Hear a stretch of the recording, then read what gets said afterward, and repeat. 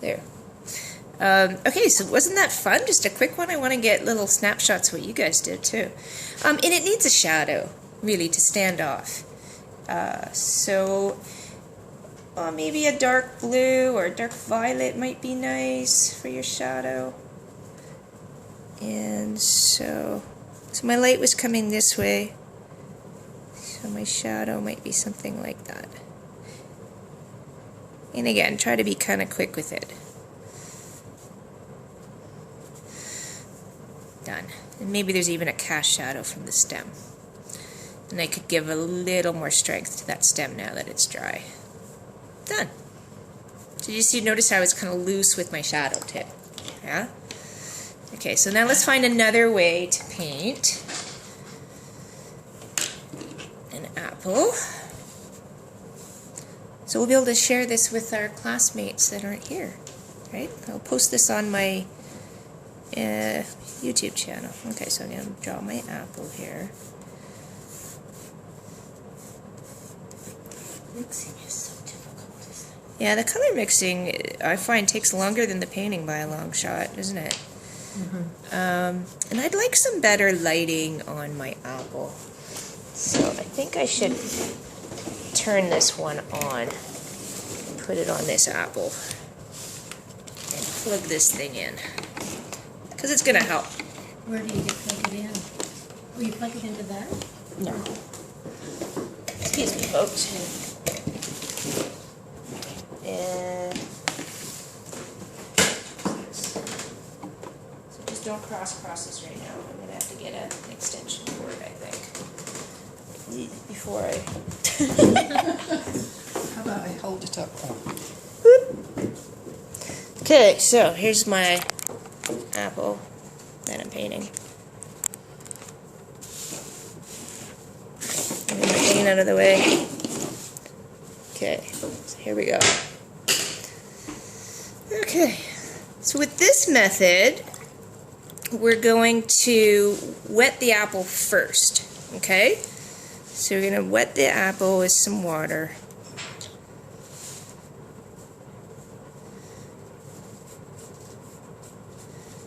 And color inside the lines, okay? Just gonna get a little closer.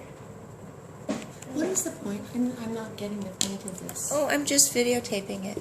And then I'm going to put it on my YouTube channel, and then your friend that's not here should be able to see it, okay? Nice, yeah. And just every once in a while, I like to put this quick little thing. All right, so I want to start with the lightest color. So I'm going to make a wash of the green, especially where I see the green. If I don't see any green, I'm not going to put it there, though. So you can see that there... Oh, I went and did it backwards. Because I was painting the same as that. I was thinking, What the heck am I doing? on that side. Turn the apple. That's okay. If you make a mistake, just soak it off. I was still thinking of the other apple. Put some new water on. And this happens sometimes. Make a mistake, it's okay. Just soak it off with the Kleenex before it dries and you're good to go. So I have my green here and a bit underneath. And like last time I didn't really get that in there, did I? And then we have this kind of, there's a bit of a yellow underneath in parts of it over here that doesn't look green. And kind of maybe a pink shade, just as a basic tone. So I'm going to put that in there, just as my place to start. And my shape got kind of crazy. You see the pink? I'm looking for what tone underneath do I see. Okay. Okay, my shape got kind of wonky on me there. Then I'm going to continue to add a little more green where I see the green. Oops, rinse out the brush.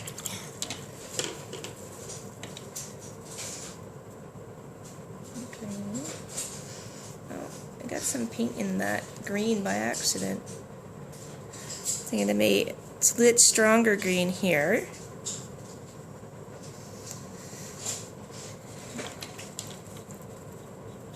And I can see a stronger green inside here. Now I'm going to start adding my red. So this gives us a little more working time, and it gives us a soft blend, right? And as long as it stays wet, I can keep working. And I'm going to wait to put some of the textures here, because right now it's really wet, and it's just going to blob if I put it on now. Does that make sense? Mm-hmm. Now I'm going to add my darker color. And you can kind of decide what your style is, how loose or how really particular do you want to be when you do this. And next week I could bring in some examples. I've got some over at my Necessary Arts studio, where Examples of what? of apple paintings where they're really more detailed, but with watercolor. And then we take the next deep red and look, where's those dark shapes? So right now, when it's wet, we're concerned with just getting its basic colors and shading. Get that on there. And then as it continues to evaporate, then we can add more detail. Right now I just want the basics there. I also want to start getting some shadow. I can see that there's some dark spots too, right? So maybe some green and a little bit of blue. Like add a darker. And as the page evaporates, I want to wipe my brush just a little bit so that if my page is less wet, I want my brush to be less wet. So a similar moisture on my brush as I have on the page, and then it'll work. If I have a really wet brush and a drier page, it's going to run and spread. Right? Okay, now I could add, let's put some darker tones down here. So I'm going to take some of the orange color, and I want to deepen it a bit so it's not so pure. So maybe adding just a little bit of blue. So it's, you know, more a bricky orange color because it's in the shadow there. Now I can start adding some texture. And you see how the lines hold because it's not super wet. Right. And then I could pick up some darker red. Get some more dark red in there. So here it's wetter, so I can have a wetter brush. But where it's starting to be drier, I need to have a drier brush. I just wipe it first a bit. And then start adding on some of these textures that we see.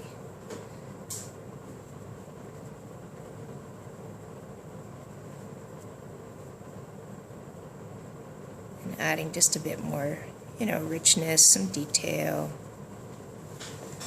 If I want some just really light texture, I'm just going to use my brush with just a tiny bit of paint on it and not very wet. Just kind of really quickly flick over it here. Mm-hmm.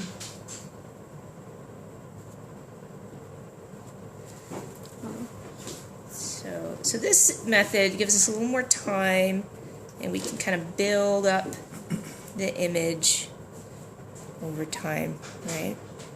And your goal is to keep working on it while it's got a little bit of moisture on the page. Like it needs to have,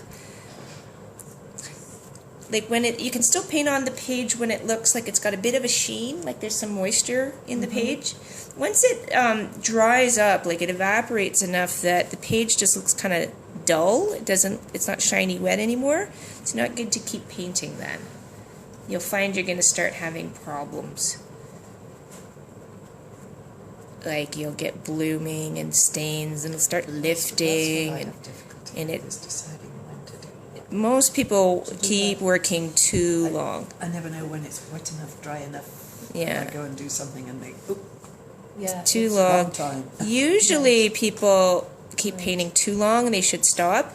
And the thing to know is you don't have to get it all done at once. You can let it dry and then keep working on it after. So if you can't get it all done, it's okay. You can wait, okay? So And come to it later. That's a nice apple. I like that. So some nice shadow in there. Um, All right. and it's So- the curvature of the apple that you're getting. See, I lost some of the curvature of my apple, if you know what I mean. Okay. too. Yeah. So I don't want to paint the shadow till this is dry because it would blend into each other, right? Okay. I will send you guys a video tonight. Just gonna